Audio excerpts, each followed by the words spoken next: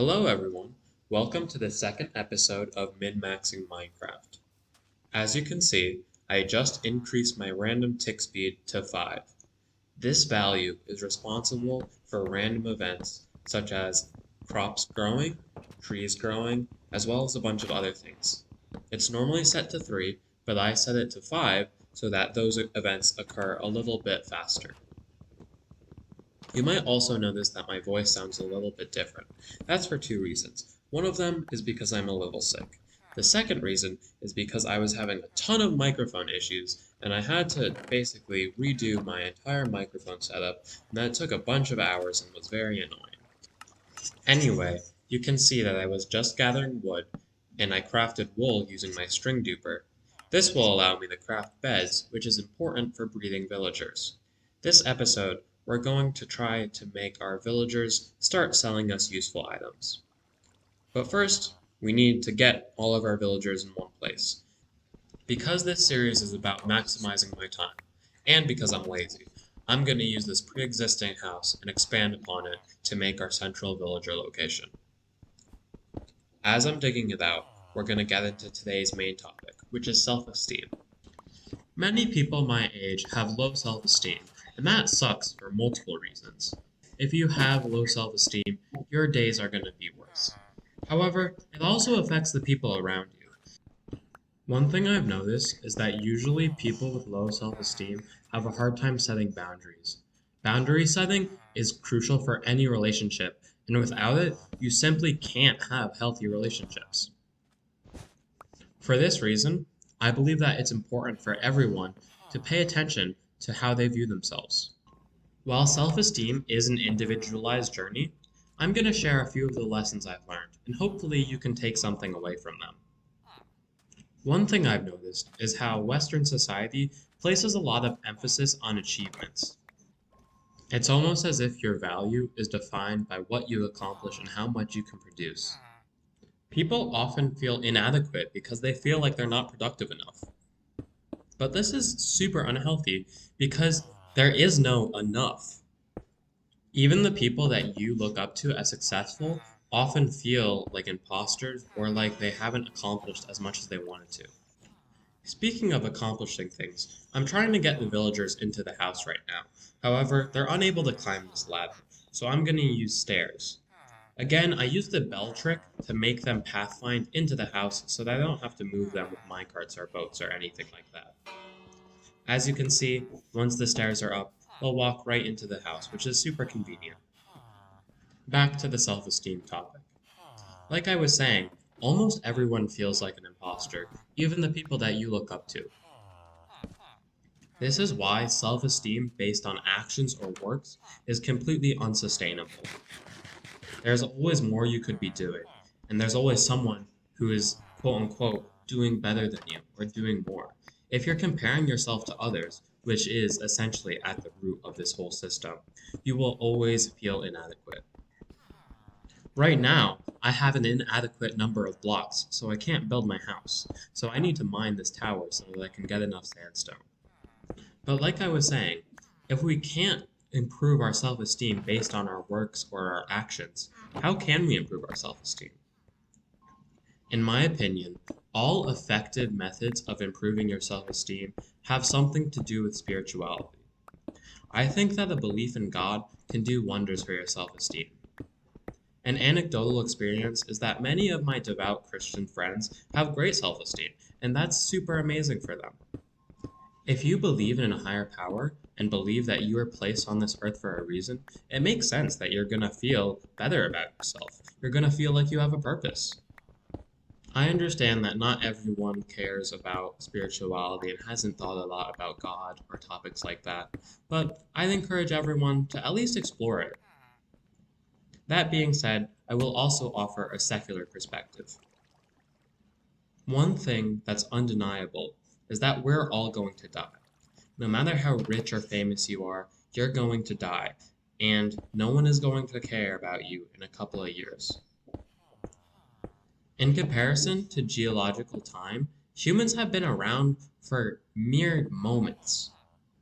Regardless of what you accomplish in your life, your impacts are probably going to be limited to the next 1,000 years at most, and likely only to Earth. The universe is so much bigger than that. That said, one impact I want to have is killing this iron golem. If you stand at least 3 blocks above an iron golem, he can't hit you. Iron golems drop 3 to 5 iron, which is incredibly nice because you don't have to go mining for it. We're actually going to be setting up an iron farm in the next episode. Spoilers, I've already recorded it, and it's a pretty nice and easy design. But like I was saying, none of us make that big of an impact on the universe. You can look at this in a nihilistic way, but I find it comforting. When I'm interacting with an animal, such as a dog or a cat, I never think, is this dog enough? Is this dog doing enough? You never have that thought. But with people, it's different. Why? We're all animals, and we essentially all have the same impact on the universe, which is little to none. So sometimes when I'm having a bad day and feel bad about myself, I take a moment to remind myself that I'm just a silly little guy. I'm just a stupid monkey living on a big floating rock in outer space. Another thing that's helped me a lot is doing daily affirmations. I have an older video on this, which I think was pretty good, but I don't really remember because it's been a while. Anyways, I'll link it in the description. The basic idea behind affirmations is that our brains are creatures of habit. What we tell ourselves on a daily basis is what we're going to tell ourselves in the future. If you can manually force yourself to say positive things about yourself, then in the future, you'll likely also say positive things about yourself. The same is true with negativity. Every time that you say something or think something negative about yourself, you're increasing the likelihood that you're going to be negative in the future. I once heard that you should think of yourself like a puppy. If you wouldn't say something to a puppy, then you shouldn't say it about yourself. For example, you wouldn't say a puppy, "Oh, you're so stupid, I hate you," unless you're a really bad person, in which case maybe you deserve to have low self-esteem. But if you wouldn't say that to a puppy, you shouldn't say it to yourself either. That said, if you do say something negative like that about yourself, don't judge yourself for being negative. Instead, you want to gently guide your attention back to a more positive mindset. I'm drawing a lot of parallels to meditation here, where you first need to be aware of what you're doing, and then pause, take a moment, and then recenter yourself. Meditation has personally helped me a lot with my self-esteem because it's made me a lot more aware in the moment when I'm being mean to myself. Another good way to increase your self-esteem is to write a list of the positive qualities that you like about yourself. Sometimes when I feel like I'm just no good at all, I'll take a moment and write down all the things I like about myself and realize that I'm pretty much exactly the kind of person that I want to be. And at least for me, that really helps. But again, this isn't a one and done process. It's going to take time, and you aren't going to be able to apply all these tips right away.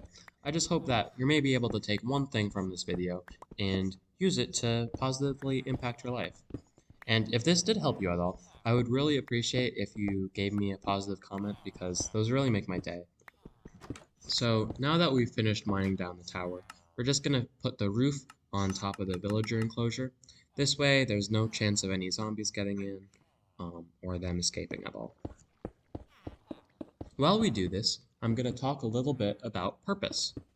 I'm a TA for a class which is all about finding your life's purpose, and so far I've learned a lot of very useful information. One thing that I've always really struggled with is deciding what I want to do with my life, because how am I supposed to make a decision when I'm so young? But the thing I've realized in the past couple of years is that really no one has it figured out. Even people that are in their 50s are often not living a purposeful life, and it's never too early to start, and it's also never too late to start. So you should always just start wherever you are right now, and don't feel like you're behind because you're not. In Minecraft right now, I'm setting the pick block hotkey, and this is a button that allows you to press it, and then whatever block you're pointing at, you will get an exact copy of that in your hop. This is just a very useful shortcut, and I would recommend binding it to the R key. It's default on your middle mouse button, but I personally don't like it there just because it's a little bit awkward to click. As you can see, as I make these final touches, we have now made a complete enclosure for the villagers that they can't escape from and zombies can't get into. Now we're going to set down the beds because in order to have villagers breed, there needs to be enough beds. Lastly, we're just going to make some finishing touches, mine some blocks that don't need to be there to have it be a bit more spacious in here, and we'll be done with this episode. In the next episode, I'll be setting up trades with the villagers as well as building that iron farm that I mentioned. Thanks so much for watching, and I'll see you guys next time.